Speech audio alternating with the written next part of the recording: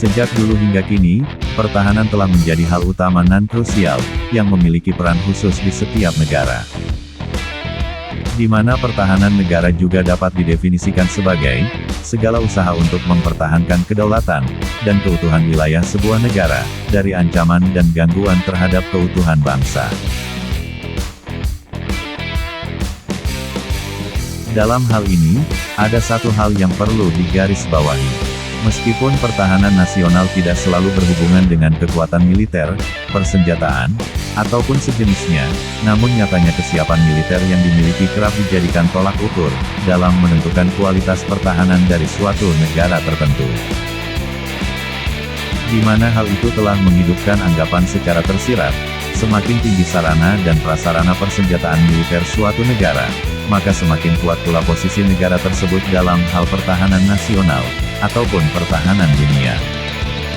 Karena adanya anggapan tersebut, maka setiap negara tak terkecuali Indonesia, turut berlomba-lomba untuk mengasah kemampuan dan membuktikan eksistensinya, baik dalam bentuk kekuatan militer maupun fasilitas persenjataan.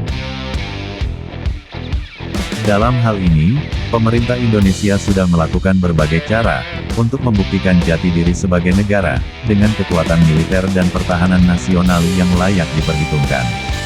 Dan hasilnya pun dapat dibilang cukup memuaskan. Belum lama ini, Global Firepower telah merilis daftar peringkat 140 negara terkuat di dunia dalam bidang militer. Adapun sejumlah aspek yang dijadikan penilaian, yakni mencakup kekuatan militer itu sendiri, keuangan, hingga kemampuan logistik, dan geografis. Berdasarkan laporan tersebut, Indonesia menempati posisi ke-16, sebagai negara dengan kemampuan militer terkuat di dunia, dan menjadi yang terkuat nomor 1 di kawasan Asia Tenggara. Kendati demikian, nyatanya pencapaian tersebut berbanding terbalik dengan posisi Indonesia, dalam bidang industri pertahanan militer. Dari 100 perusahaan pertahanan terbaik dunia yang dirilis oleh Defense News, tidak ada satupun perusahaan asal Indonesia, yang masuk ke dalam daftar tersebut.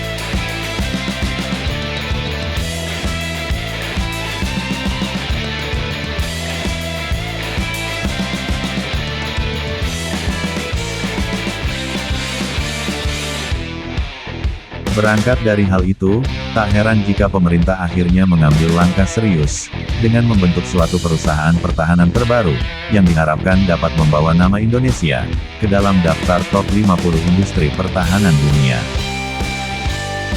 Guna mencapai mimpi dan tujuan tersebut, maka dibentuklah Defense ID, yakni sebuah holding BUMN khusus untuk industri pertahanan, yang melibatkan 5 perusahaan BUMN yang memiliki keterkaitan dan peran penting dalam hal militer.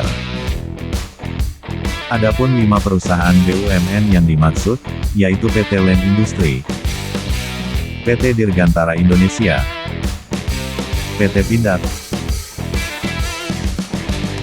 PT PAL Indonesia, dan PT Dahana.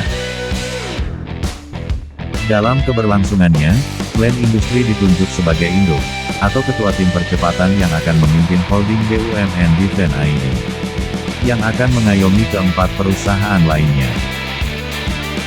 Dipilihnya 5 perusahaan BUMN tersebut, tentu bukanlah tanpa alasan.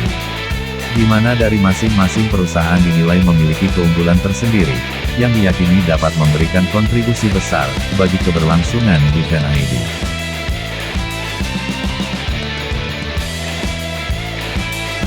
Di mana hal tersebut telah terbukti lewat sejumlah produk, yang sudah dihasilkan oleh masing-masing perusahaan.